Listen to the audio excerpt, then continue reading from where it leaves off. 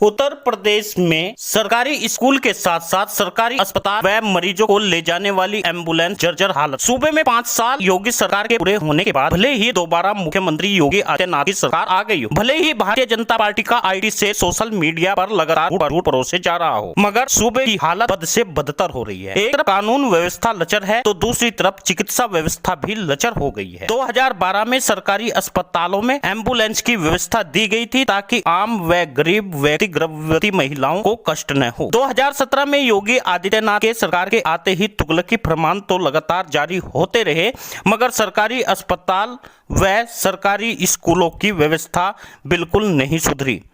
पिछले साल लाखों लोग ऑक्सीजन की कमी से मारे गए, मगर धर्म की मोटी लकीर खींचकर भारतीय जनता पार्टी दोबारा सत्ता में आ गई।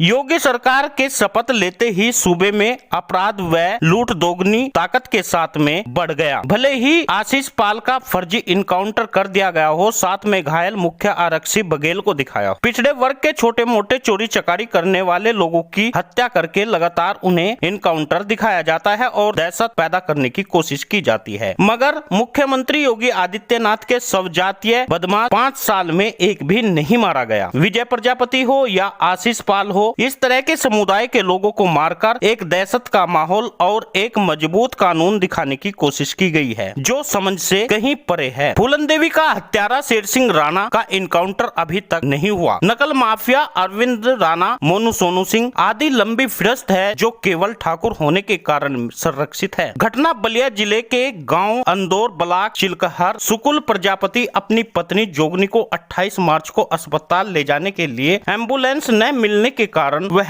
ठेले पर ले गया और वहां पर उसे डॉक्टरों ने टरका दिया। बुजुर्ग लाचार बलिया ठेले पर स्वास्थ्य सिस्टम अस्पताल ले जाने से महिला की मौत हो गई। भले ही उस दिन भारतीय जनता पार्टी के लोग जश्न में डूबे हुए हो और योगी आदित्यनाथ ने शपथ ग्रहण कर ली हो, लेकिन गरीब के भाग्य में केवल ठोकरें ही होती है। उस गरीब की पत्नी तो मर गई और वह उसे छोड़कर चला भी गया और फिर उसके बाद में 1100 रुपए में एक प्राइवेट एम्बुलेंस करके वह अपने घर लाश ले गया। पूरी खबर हम आपको बताते हैं। यदि आपके हृदय में थोड़ी भी दया है, आपके दिल में थोड़ी भी दया है, तो यह वीडियो शेयर जरूर करिएगा ताकि यह वीडियो प्रधानमंत्री तक जरूर पहुंचनी चाहिए। बलिया के स्वास्थ्य विभाग की लचर व्यवस्था की वजह से एक बुजुर्ग महिला की जान चली गई। उत्तर प्रदेश में लचर व्यवस्था हॉस्पिटल की शर्मनाक है। स्वास्थ्य सेवाओं की पोल खोलने की यह शर्मनाक घटना सामने आई। एक घटना के स्वास्थ्य विभाग ने सभी दावों को, हकीकत को उजागर कर दिया। बुजुर्ग दंपति लचर स्वास्थ्य विभाग का सामना करना पड़ा और बुजुर्ग की मौत तक हो गई। यहाँ तक कि लाश के लिए भी वाहन नहीं मिला। जहाँ एक लाचार बुजुर्ग पति को बीमार पत्नी 3 किलोमीटर दूर ठेले पर इलाज के लिए पैदल ले जाता है और उसे हॉस्पिटल पहुँचाता है। डॉक्टर ने उसे रेफर सरकारी हॉस्पिटल जिला में कर दिया और वहाँ पर बुजुर्ग को पैसे का इंतजाम कर टेम्पू को जिला हॉस्पिटल पहुंचाएगा। इतना सब के बावजूद भी पत्नी की जान नहीं बच पाई। हद तो तब हो गई जब लाश को जिला अस्पताल से घर ले जाने के लिए एम्बुलेंस नहीं मिली। 1100 रुपए किराया देकर निजी एम्बुलेंस को पत्नी को लाश को लेकर घर लौट सका। दरअसल चिलकहर ब्लॉक अंदौर गांव के सुकुल प्रजापति की पत्नी जो 55 वर्षीय थी, जोगनी की तबीयत खराब हो गई। अस्पताल ले जाने के लिए कोई साधन नहीं मिला, लिहाजा ठेले पर पत्नी को लेटाकर 3 किलोमीटर पीएचसी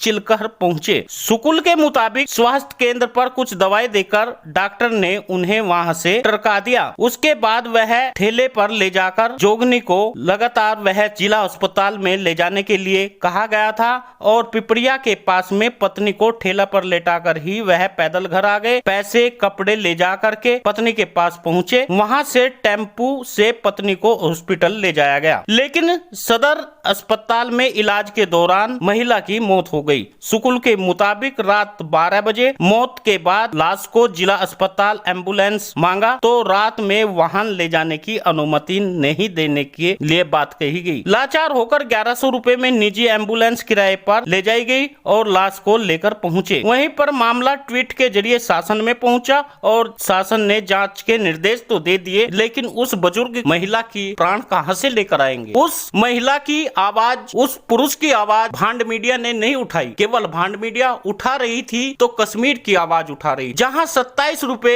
एक फिल्म को देखने के लिए प्रधानमंत्री छोड़ देते हैं, तो क्या एक बुजुर्ग व ऐसे दंपति के लिए अगर 27 रुपए छोड़े जाते तो इन तमाम एम्बुलेंस का सुधार हो सकता था। मगर ऐसा नहीं हो सकता। भारत में केवल धर्मवाद, पाखंडवाद की राजनीति करते रहेंगे, लोगों को बरगलाते रहेंगे, लोग मरते रहेंगे। आज शुक्ल प्रजापति की पत्नी जोगनी प्रजापति मर गई, कल कोई और मारा जाएगा। इसी तरह सरकार के मुंह का निवाला ये गरीब बनते रहेंगे और हम इन लोगों को वोट देते रहेंगे भावनाओं में बहकर। सोचना आपको है, हमें इस देश में क्या चाहिए। इस देश में विकास चाहिए, डेवलपमेंट चाहिए। हमें एक ऐसे हॉस्पिटल चाहिए जिसमें हम अपने बच्चों का, अपनी महिलाओं का, अपने बुजुर्ग दंपतियों का सही इलाज करा सके। मित्रों, निवेदन आपसे यही है, आप वीडियो को शेयर जरूर करिएगा। अगर आपके हृदय में थोड़ी भी दया है तो इस तरह की वीडियो यदि आप शेयर करेंगे तो शासन प्रशासन के लोगों पर हो सकता है जरूर ये बातें पहुंचे और वे इस पर बड़ा एक्शन ले सके।